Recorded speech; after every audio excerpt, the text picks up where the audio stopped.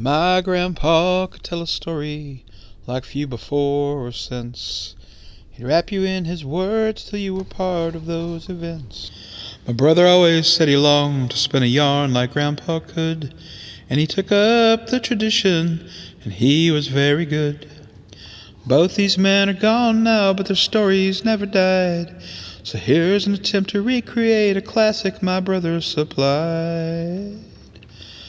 My brother worked for Rental World, renting washers, dryers, TVs. My cousin John was there as well, and they'd mostly shoot the breeze.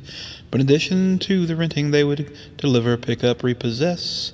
And sometimes it was dangerous or difficult or a mess. This story I'm about to share is at least two of those three. A tale my brother spun so much it feels like history. The goat people, as they came to be known, rented a dryer and washing machine, and Dave and John loaded them up and headed toward the scene. They lived in a house at the top of a hill, with a long muddy bank before it. There were red spots outside on the walls of the house, but John and Dave tried to ignore it. A swarm of kids came as they exited the truck, and they seemed to be having great fun. One child found a pistol inside the glove box and said, "Mister, can we have this gun?" Dave secured the truck gab and recovered the gun, then proceeded to unbox the stuff. The kids took all the cardboard and slid down the bank, which looked pretty fun, sure enough. Kids out of the way, they entered the house, a 4-room cinder block dump. Their mother was there with trash everywhere, laying down on the couch like a lump.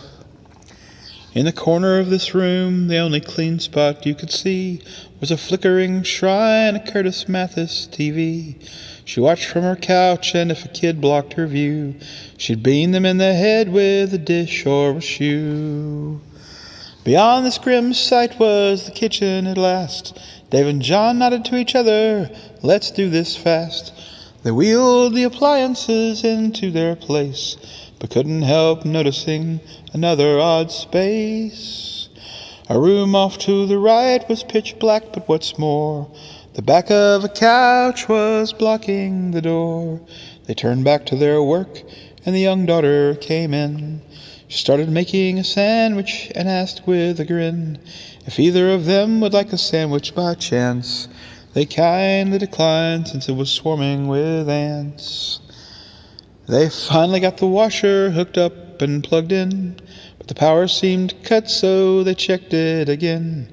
The man said the breaker must be tripped in the switch panel here, and he led them around to the box in the rear. A rabbit hutch sat at that very same spot, full of pet bunnies galore, and I do mean a lot. Sure enough, it was the breaker, and when John threw the switch, the bunnies all squealed and proceeded to twitch. A foul burning fur smell filled the air all around, till John flipped the switch off and let silence abound. Somehow the wire from the cages had touched and fried every rabbit from princess to Dutch. The man cursed and muttered as he moved the wire cage. Then he flipped the switch back and went inside with his rage. The muddy kids still with their cardboard were playing, unaware of the backyard bunny friend slaying. Finally back inside the power was on, now to hook up the water and they could be gone. As they coupled the hoses and the water flow started, they heard a hissing sound and were quickly downhearted.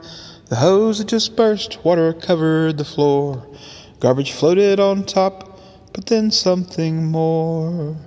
Out of the dark room came a curious sound.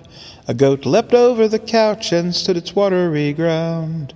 The goat looked around, then to everyone's dismay, it threw up quite a lot and then ran away. The man screamed, "My goat!" and flew off in pursuit, while the little girl laughed and sang happy and cute.